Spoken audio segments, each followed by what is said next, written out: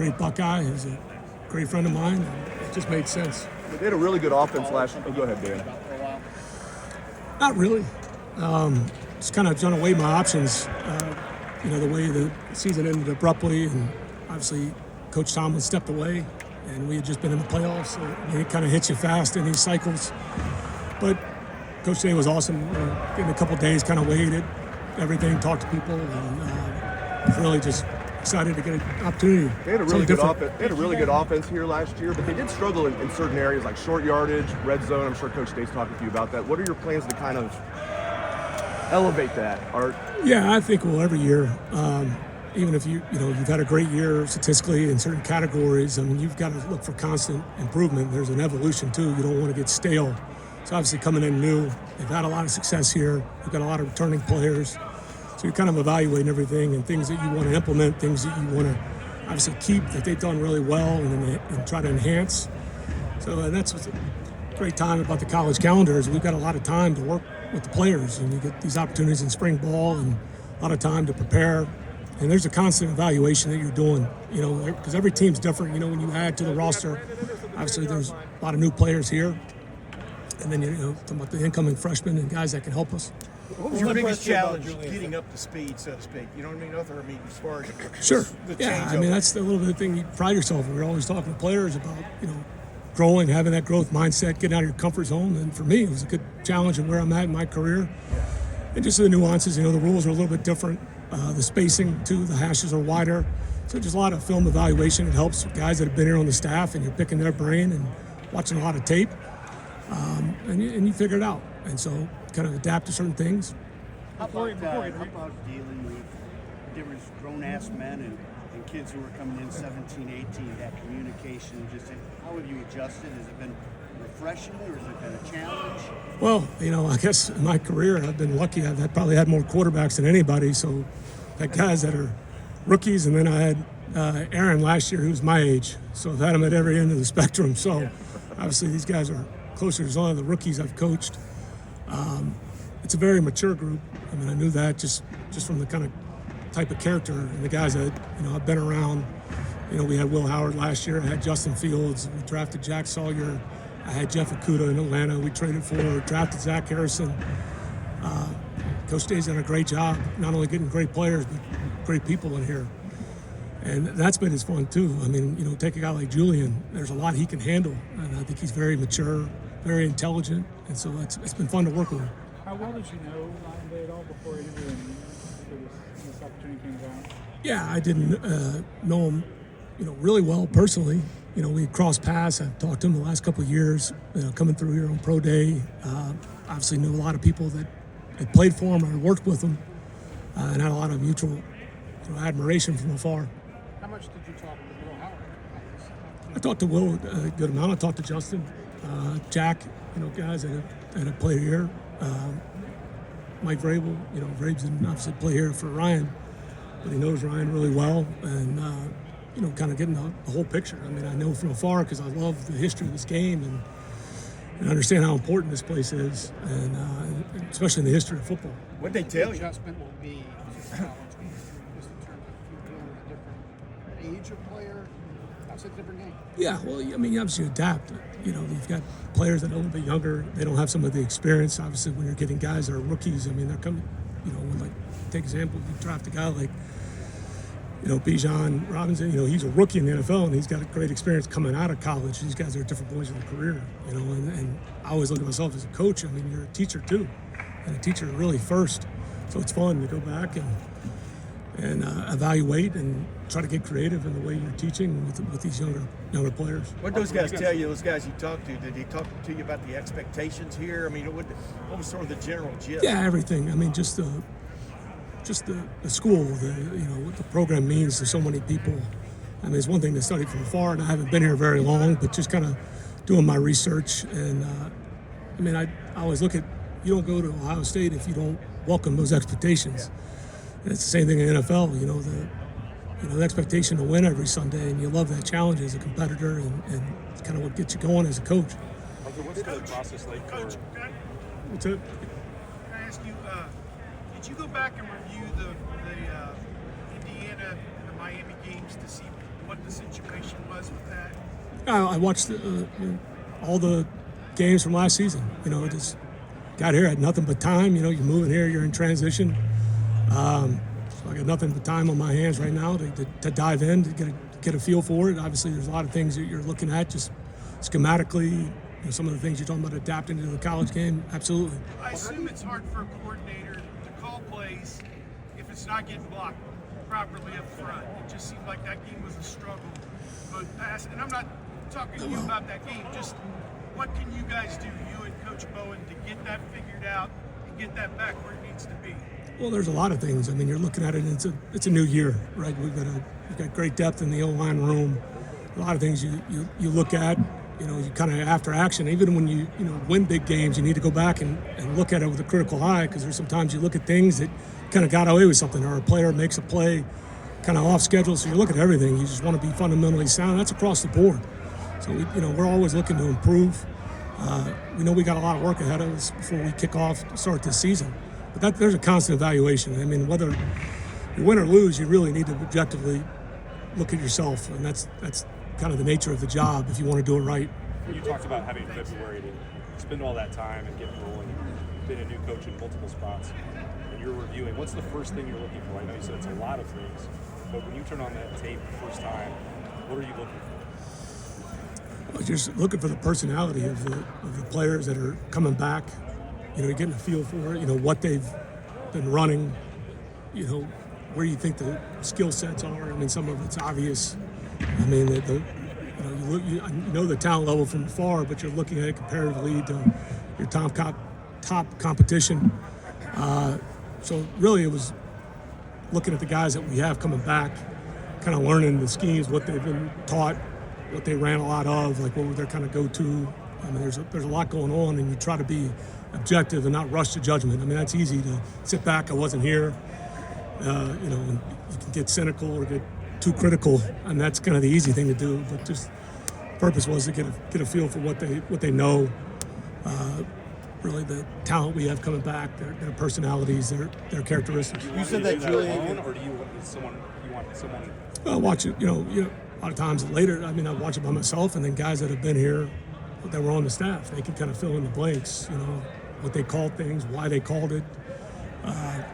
So yeah, it's not just a snap judgment the first time. You want to.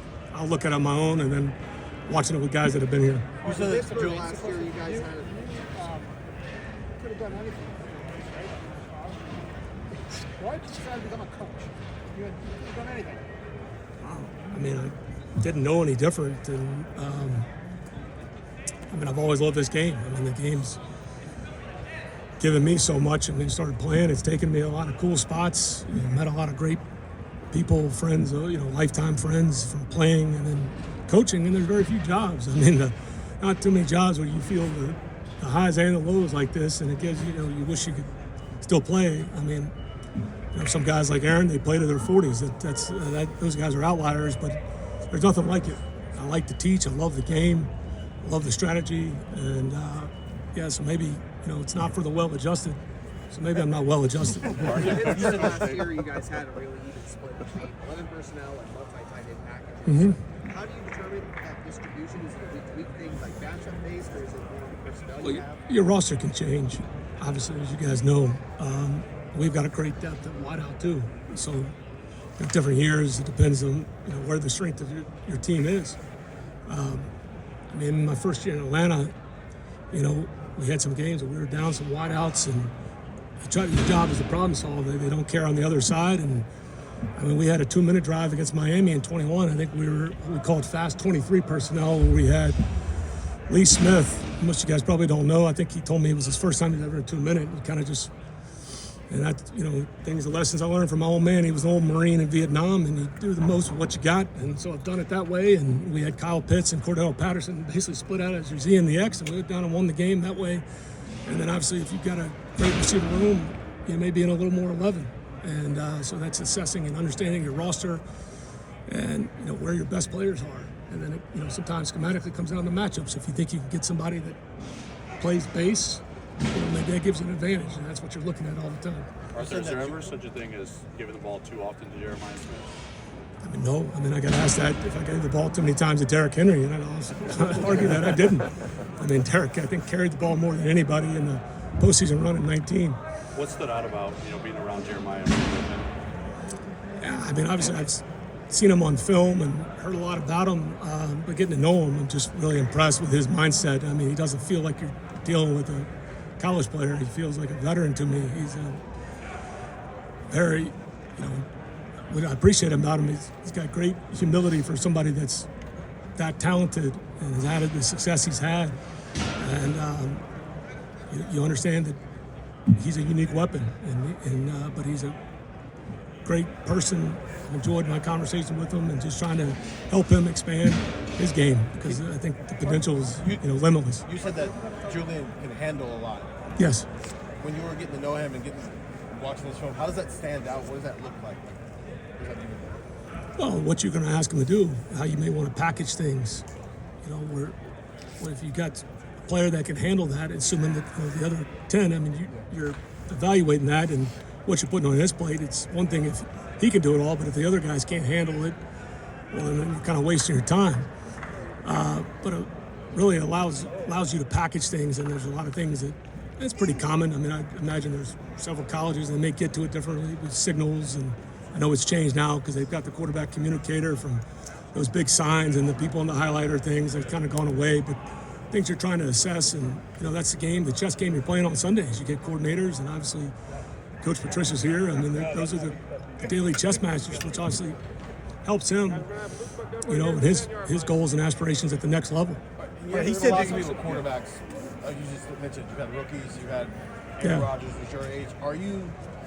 Do you want them to have more responsibility at the line of scrimmage, or you maybe more? No, I would like them to. Yeah, absolutely, because it allows you a lot more flexibility. You're trying to take advantage of what the defense is giving you. So did having a veteran quarterback maybe entice you versus like they were breaking in a brand new starting quarterback here? No, because I enjoy it. It's just seeing guys at different points of their career. I mean, just from Julian to Tavian to Luke or Justin, just getting to know these guys. But certainly that does entice you a little bit when you've got a quarterback coming out that's been a Heisman finalist, really smart. It's fun to work with. Arthur, everybody talks about the hash marks, NFL versus college. Right. How much has that actually shown up and mattered to you these first few weeks of being on the field with these guys? Well, you have to adapt your teaching. Maybe it's a depth sometimes. I mean, because the game in the NFL, the hashes are, narrower. So a little more, you're playing kind of in the middle of the field. So sometimes, things depending on what you want to run conceptually in the boundary can get condensed in there. So there's some things you may want to tweak, or you may want to wait till the ball's moved off the hash, or you just adjust the depths of it. So make sure you don't run out of room. Have you had discussions with Ryan about tempo? We talked about a lot of things. Right. I mean, in terms of, is that something maybe you're going to adjust? And I've had a lot of different tempo packages, and depending on the personality or the strengths of your team, certainly it's given us a weapon. I mean, it shows up a lot in the NFL. The 2 minutes different. Your tempo package is there. We've done plenty of on the ball. We've had different variations of it, where it's not just everything's on the quick. You have the different packages you may take in. I think for sure tempo is great when you get to that point where you can package it, and you've got different variations of it too, where it's not the same one there. I mean, you've got ones where you're just going, lining up as fast as you can and going. There's things that you may want to package if your guys can handle it, that you're kind of doing on the ball. There's different variations. We've had a lot of those discussions that will naturally evolve. And normally when I've gone into a game, we've had it up, and I've used it as much, but usually it's up week to week. With Owen Isaiah banged up for much of the spring, who else have you seen step up in that? Well, it's great competition. I mean, obviously, Jacoby's a guy that got here in the transfer portal, has played a lot of quality football. Turbo, I know he missed some snaps last year. It's fun watching him. He had a great offseason. You could see that instantly when I got here. And then obviously a guy like Legend. A guy that was a quarterback in high school. There's so many things he can do, and you talk about not trying to overwhelm him, because as you're evaluating that, but I've had guys that are not traditionals. I mean, you have your Derrick Henry, traditional backs. Really not many guys like Derrick, and that kind of runner. And then you've had guys like I've had with Cordell Patterson or Kenneth Gainwell that can kind of move around and play hybrid. So it's been fun to get to know those guys and work with them. You were open. Last two questions. Chip and Brian have position groups. You don't. Correct. Position group. What kind of advantage is that? Or is there anything maybe a drawback there? What do you think about not having a position group? Well, I think as a coach, I mean, but that's why, you know, when you have your unit meetings, I mean, when you get the whole offense in there, I mean, if you love the coach, you do miss that sometimes, you know, the small groups that you have. But ever since I've been a coordinator, I've never had the position group. So, you know, I have some experience, and the flexibility allows me to go to different rooms, to kind of evaluate or try to get ahead on things so guys aren't waiting on you. Take advantage of the time. Are you an open book when it comes to like what you will emphasize, you know, from a week to week or just as you get into this, Arthur, just taking. Talking about with you guys? No. Yeah. Just give me the game plan. Is that what you're asking? No, but you know what I'm saying. I mean, a lot of people, when I was growing up, you were an I formation guy. You know what I mean, kind of things. I mean, are you a completely open book when it comes to like your approach to offense about what you have on hand and what you take advantage of? Yeah, I think you're constantly looking at yourself to try to evolve. You know, things that we did well in Tennessee may not fit this group or other places I've been. I think, again, you want to have packages going in where you don't become obvious. So, you know, every time you're in this formation or you're in this split, this is what they're running. You got to have counter punches. And that's the week to week when you're game planning. It may change week to week what you like. You might like this personnel or formation, this package, and you need to have counter punches off that, and that's what you're looking for. Arthur, Coach Day has talked a lot about, you know, Patricia being the head coach of the defense, you being the head coach of the offense. How much does your experience, not just as a coordinator, but a head coach, kind of help you with, you know, what Coach Day is looking for? You understand where he's coming from. I think that helps. I mean, that was another big reason I'm here, talking to him after Coach Day reached out. That experience. I think what happens sometimes is, like in any industry, you know, at least you understand what all goes, you know, happens in that office. It comes across his desk, so you're a little more empathetic and you try to do your job really well so you can take that stress off him so you didn't have to worry about the unit responsibility he gives you. And it's a big part of our job, and that's probably why you use that term. You understand there's a lot that goes on in that job besides just coaching on the field. And so do your job really well. It just takes something off his plate. What's the education process been like with the Michigan rivalry? What's that? What's the education process for you been like with the Michigan rivalry? You know, it means a lot to a lot of people. You know, one of the first texts I got was from Taylor Lewan, told me that I was a traitor, even though I had no ties to that. I was a North Carolina guy. So I understand that rivalry. It's obviously it's a huge game, and looking forward to being part of it. Coach, thank you. Thanks, Art. Thanks.